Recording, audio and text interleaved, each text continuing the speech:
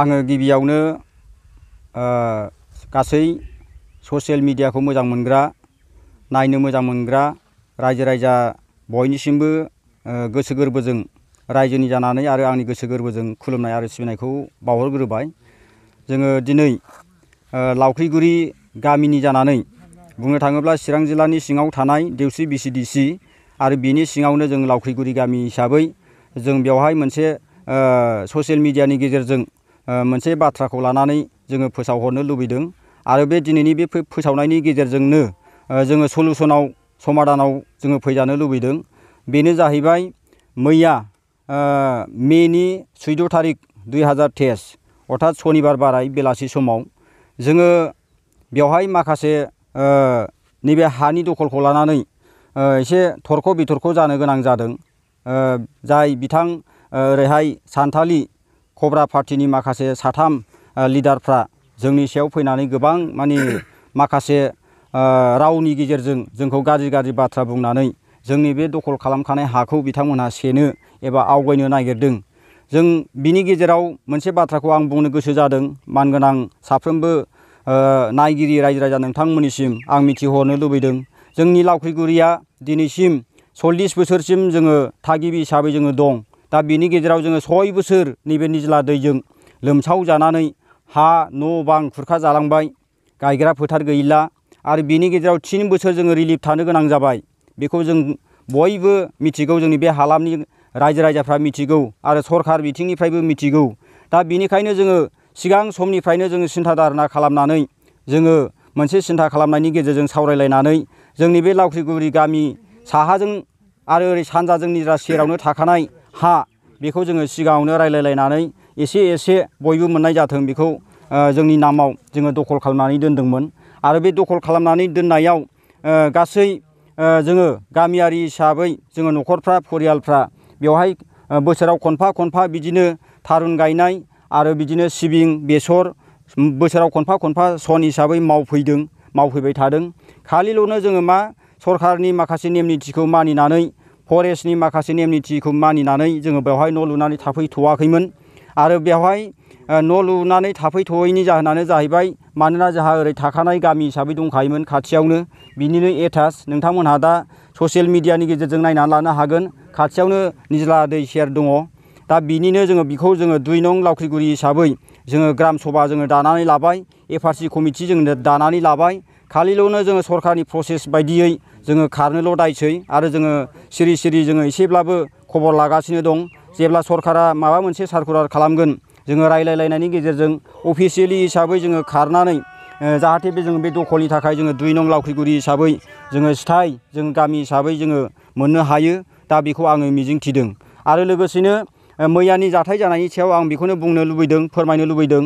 आङो ससियेल मिडियानि खौरांगिरि बिथांमोनखौ हांख्रायनायनि जाहोना जाहैबाय जोङो गामि हिसाबै जाय बिथां ओरैहाय सावथाल कब्रानि जानानै बिथां ओरै बादल ना मा नामनो बादल देवस्रि एरियानि आरो सासेया जाहैबाय राम सरेन आरो सासेया जाहैबाय बाबुराम बेरलां बस्तिनि। बिथांमोनहा मानि जोंनि बे लांदां जाखानाय हायावनो जों जेराव जोङो दिनैसिमाव जोङो न' गायसनथ'वाखै सरखारनि नेम निथिखौ मानिनानै, अब्लाबो बिथांमोनहा मानि जोंनिसो दखल खालामखानाय होननानै बिथांमोनहा जोंजों कन्टेस्ट खालाम बेवहाय न' गायसंफैबाय थानो नागिरदों। आरो जों एसे एनै गावबागाव प्लट हिसाबै बागान गायो समाव खाथियावनो जोङो बागान गायदों। बे बागानखौबो गासैबो बेरा होनाय मानायफोरखौ बोफाय बोसि गासैबो थारफोरखौ लानानै थांजोबो गासिबो। दा बेफोरखौनो जोङो सिन्था खालामलायनानै मैया गोबां थरख' बिथरख' जानो गोनां जादों। दा बेखौनो जोङो सिन्था खालामदों। मानगोनां साफ्रोमबो दानि गोदान रलिं सरखार आरो माखासे बर' हारिनि गोबां संगठन दैदेनगिरि नोंथांमोननिसिम आं बेखौनो आर'ज गाबो, नोंथांमोननिसिम आं खावलायनो लुबैयो। जोंनि बे लावख्रिगुरि गामिया दिनैसिम गोबां हालोदाव दं। 6 बोसोर जोङो रिलिफ थानायनि गेजेराव आरो देग्लायबो मा जागोन मा मागोन बेखौ जोङो मिथिया। जोङो देग्लायनि अबस्थाखौ नायनानै जों सिन्था खालामनानै जोङो बेवहाय 2 नं लावख्रिगुरि गामि हिसाबै जेन' जोङो फसंनो हायो आरो जोंनि बे दखलखौ जों मोननो हायो बेखौनो जोङो आसा खालामदों। बेखायनो गेदेर गोलाव आरो साफ्रोमबो सारमोननिसिम आङो लुबैदों जाहाथे बिथांमोनहा जोंनिसिम फैनानै आरो बिथांमोनहा जाय जोंजों कन्टेस्ट खालामदों जोंजों ज' जिरायलायनानै सावरायलायनानै मिमांसा खालामनानै होयो, आं बेखौनो लुबैयो। बाथ्राया जाहैबाय GPS जोङो खालामैनि माखासे जाहोन दं। जाहोना जाहैबाय जोंहा 2006नि फरेस्ट राइट एक्ट मथे FRCनि माखासे आयेनखौ लानानै जोंबो बावाखै जोङो लावख्रिगुरि हिसाबै फरेस्टनिफ्राय नैबे BTC जाय सिगाङाव 15 बोसोर सासन खालामबोनाय बिथांमोननि गेजेरजों जों मोननो हादों। दा बेखौ जोङो बावाखै मोननायानो दा बयनिबो गेजेरजों जों मोनबाय जेन'बा बिथांमोनजोंबो जों सरजाबफानानै जों मोननाय जाबाय। बेखायनो जों बेखौ गोदान हिसाबै जोङो खालामनानै लाथ'नो हायाखै आरो दुरभाग्यजनक जोङो बेखौ सिन्था खालामनानै जोङो मावनानै लानो रोङिया जोंनि थाखाय दुखुनांथाव जानानै थादों। जोङो बै समावनो जोङो बेखौ गासैबो GPS खालामनानै लाखानायमोनब्ला जानो हागौ दिनैसिमाव माने बे जानो गोनां गोहोमा फैनाय नङामोन। दा बियो जोंनि थाखाय दुखुनि बाथ्रा जानानै थाबाय। बेवहाय जोङो लावख्रिगुरियाव जेरैबायदि दं बेवहायबो थाफैगोन। माखासे जुदा जानाय साफा सानैखौ लानानै जोंनाव 50 न'खर जोङो बाहाय सिडिउल खालामबाय, लिस्टेड जाबाय आरो 50 न'खरनि गेजेराव जोङो साफ्रोमबो न'खर फरियाल हिसाबै न'खरसेयाव 5 बिगा हिसाबै मोननो हागोन बेखौ जोङो सिन्था खालामलायनानै 50जों आरो 5जों हिसाब खालामोबा बाहाय 250 बिगा बि सेक्टरनि एसे बारा बेयाव हा दं आरो ओरै साहाजों खराइबारि, सानजाजों ब्रह्मापारा आरो खोलाजों बेरलां बस्ति बर्डार हिसाबै जोङो लामाबो सिगांनिफ्रायनो जोङो दाननानै होखानाय दङ। बेजोंनो बिथांमोनहाबो थाबायबाय थायो आरो बे गासैबो रायजो राजाफ्रा ओरैहाय जेसेबां देवसि एरियानि रायजो राजा गामियारिफोर दं बिथांमोनहाबो जोंखौ मिथिगौ। जोङो लावख्रिगुरि गामि हिसाबै जोङो दानिल' नङा जाय सिगां 15 बोसोराव सरखार सालायदों बिथांमोनजोंबो जोङो गोबां नांदोंमोन, जोङो खावलायदोंमोन, जों आर'ज गाबदोंमोन।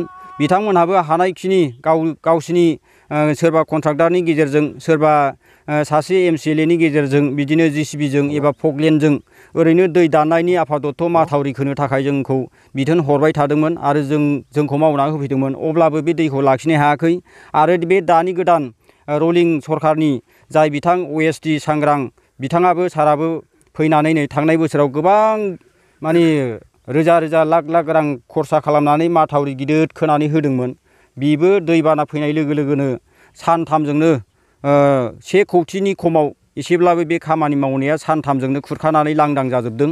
दा बे दैखौ होबथानो थाखाय गोजौ सरखारनिफ्राय दासिमबो जोंनिसिम जेबो खौरां फैयाखै आरो बे दैखौ होबथानो हायो हाया बेखौ सरखारा जुदि नाजायाब्ला सानसे समाव जोंनि लावख्रिगुरिखौ दंस' खालामनायजों लोगोसेनो सारा ओरै खोलाजों थानाय सान्थिफुर हालामनि जेसेबांनाखि नेसनेलसिम बियो देग्लायनि गेजेरावनो माबा मोनसे मोगथां महर लागोन जों बेखौ नुहुरदों। दानि अबस्थाया माबायदि? दानि अबस्थायाव जोङो बेखौनो बुंगोन नै मैया दाखालि सानथामसोनि सिगांनिफ्रायनो दैया एसे फैनो हमबाय आरो गामियावबो एसे हाबबाय थादों। दानो जुदि दैबाना जाजेननायावनो बेफोरबायदि दानिफ्रायनो हाबबायब्ला आरो जोङो बेखौनो जोङो नुहुरदों जे सप्तानैनि उनाव फिन आरोबाव अखा गोबां हायोब्ला जोबनो गैयै जोङो मानि न' बां मानि उथायनानै लांजानाय बायदि जोङो जागोन। थांनाय बोसोरावबो जोङो गोबां डेमेज जादों। दा बे डेमेजनि थाखायबो जोङो गोबां दुखु मोनदों। सोरहाबा बिदिनो अमा दाउ बोरमा लांजादों। मोनायाव बिदिनो 1 घन्टा 2 घन्टा गोबां बिदिनो नारा नाथार फैयो आरो 1 घन्टा 2 घन्टा 3 घन्टानि गेजेरावनो दैया रानलाङो। दा बेफोरबायदि जोंनि बे निज्ला दैनि समस्या बेफोरबायदि जागासिनो दं। बेनि खारनाव बे हाखौ दा बे जे हा दखल खालामनायखौ मोनजानो लुबैयो नोंथांमोननि जायनि थाखाय आं बेखौनो बुंदों जों गामि हिसाबै दिनै बेवहाय ज' जानायनि जाहोनानो जाहैबाय जोङो लावख्रिगुरि हिसाबै बेखौ जोङो 2 नं लावख्रिगुरि हिसाबै जोङो बेखौ सायख'दों आरो जाहाथे जोङो बेखौ जोङो मोननो हायो। बिनि थाखायनो आङो दिनै सरखारि बिथिंसिम आरो साफ्रोमबो जोंनि माहारियारि आफादनिसिम संगठन बिथांमोननिसिम खावलायहरदों जेन' जोंखौ माबा मोनसे सावरायलायनायनि गेजेरजों सलुसन खालामो।